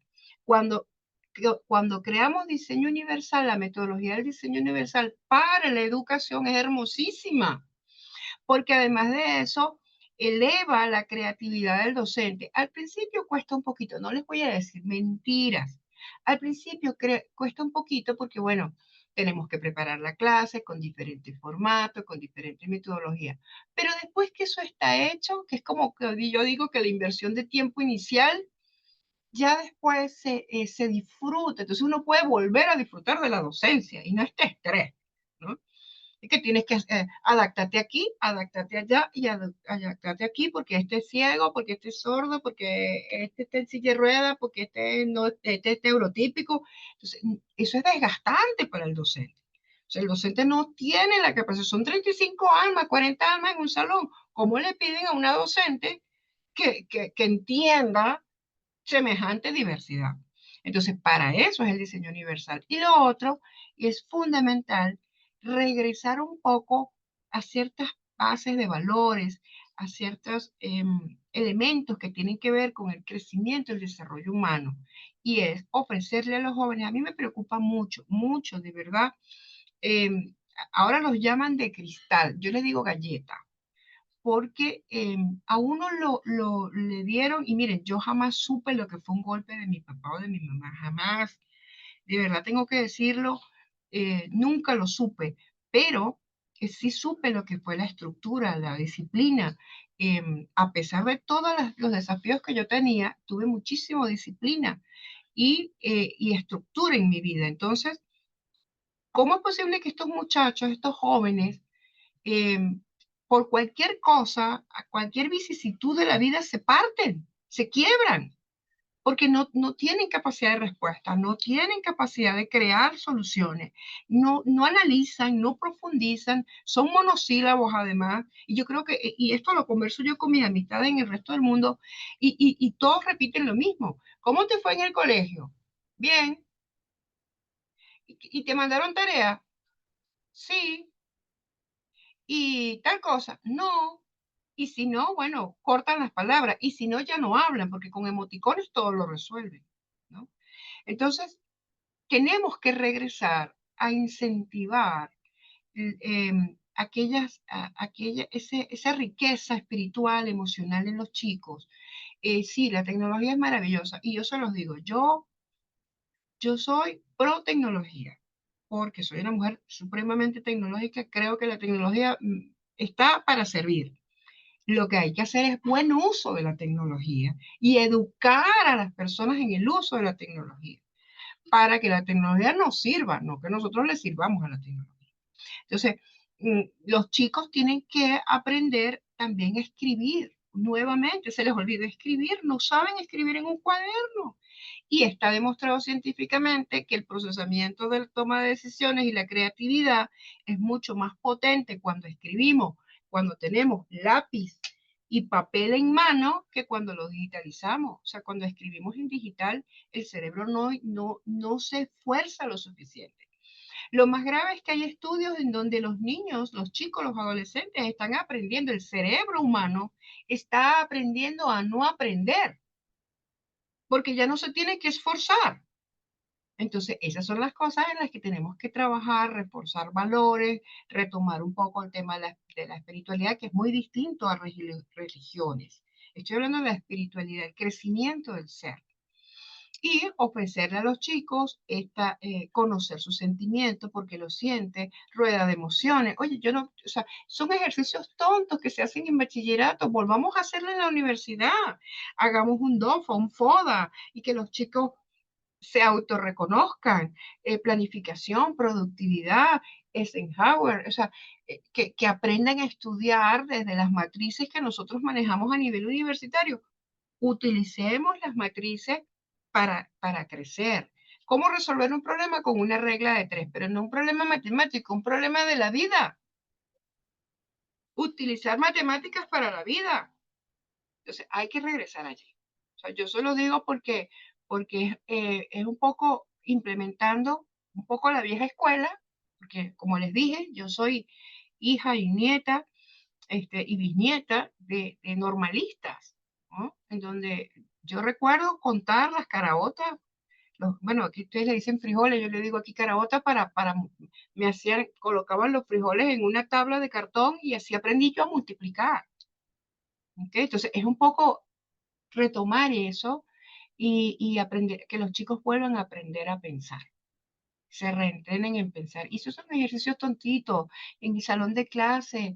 Miren, muchachos, sí, estamos estudiando hoy, no sé, en geofísica, yo no sé nada de eso, ustedes son los expertos maravillosos en esos temas, pero ya me dirá Mari Carmen algún tema de estos para mí absolutamente extraños, pero bueno, pero vamos a hacer una pausa y vamos a aprender a respirar. Y vamos a tomarnos unos minutos para meditar. Al principio se van a reír.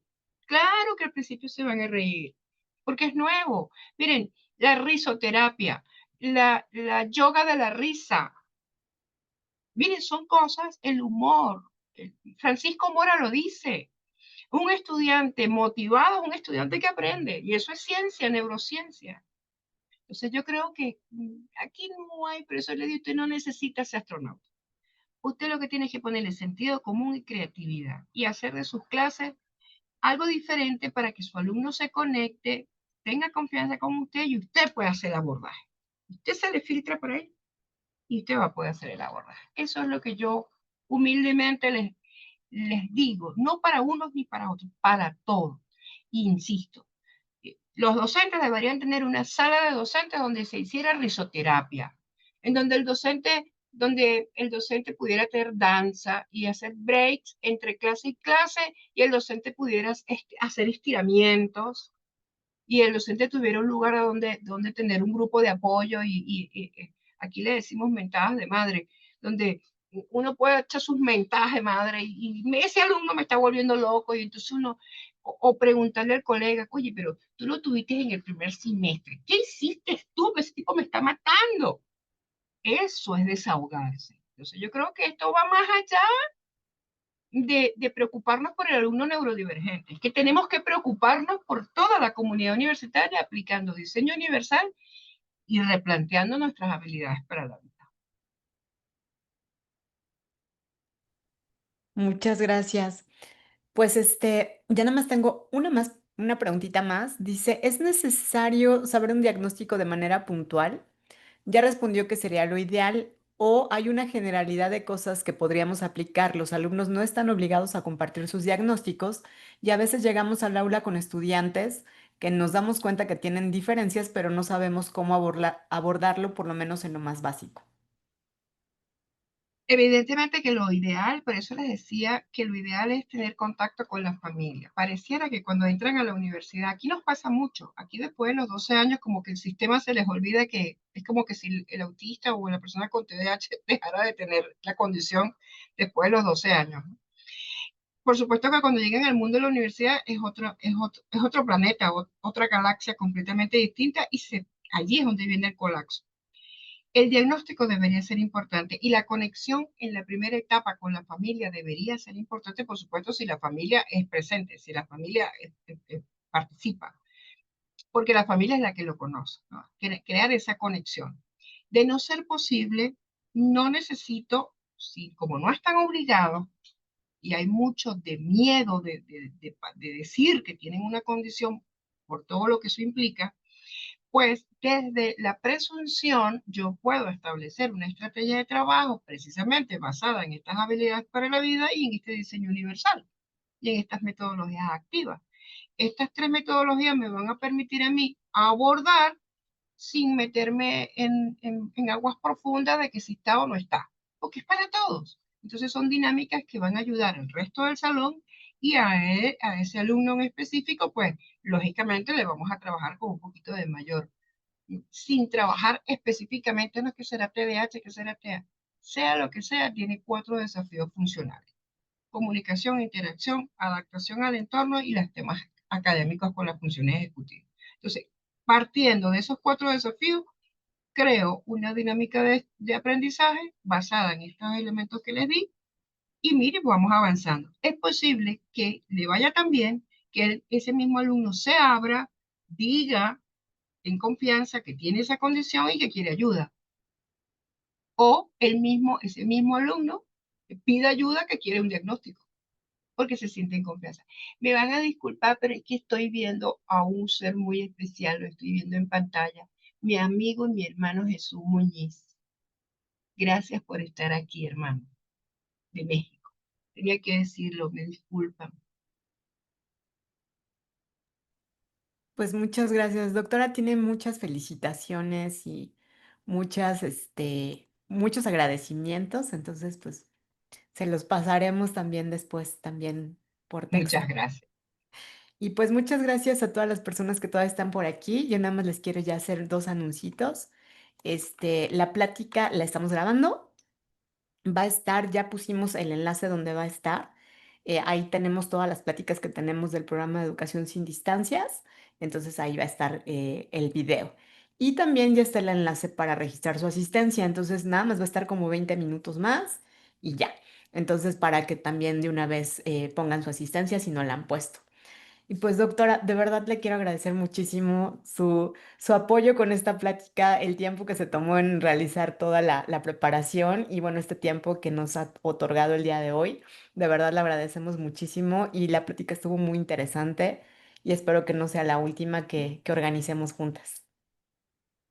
Claro que sí, estoy completamente a la orden. Soy secuestrable. Me Muy pueden bien. cuando ustedes quieran, lo organizamos con tiempo, podemos apoyar también desde el punto de vista a los chicos, si hay algún grupo que ustedes quieran organizar y se puede hacer algún taller de habilidades para la vida, de manera tal de que ellos puedan manejar algunos recursos de manera en línea. Podemos también hablar con los profes, o sea, podemos hacer muchas cosas. Yo estoy completamente, ya les digo, soy secuestrable. Perfecto, pues muchísimas gracias. ¿Cuál es el contacto de la doctora? Hace rato puso su contacto, ¿no, doctora? Sí, ya va, permíteme un segundito. Ahorita se las ponemos, por favor. Y bueno, de todas maneras, todas las pláticas, ya estamos terminando el año, la verdad, entonces ahorita hay algunas pláticas todavía que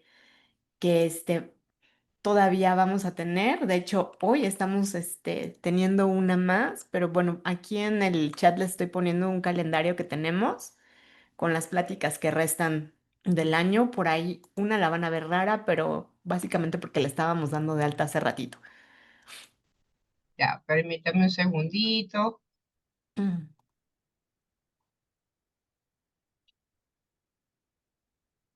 Como ya estaba cerrado, tuve que volver. Ah, bueno, les voy a compartir, les voy a enviar al correo un material para los jóvenes, para las familias, para que tengan allí y bueno, compartan con la comunidad. Ahí Perfecto. pueden escanear el código QR y bueno, cualquier cosa me escriben allí y con gusto respondemos preguntas, si quieren enviar preguntas por correo y después yo les voy contestando. Eso sí, poquito a poquito, porque los tiempos míos son así un poquito complicados. Sí les puedo contestar, claro que sí. Pues muchísimas gracias y tengan muy buena tarde. Muchísimas gracias, doctora, que tengan muy buena tarde también. Hasta luego. Voy a dejar de grabar.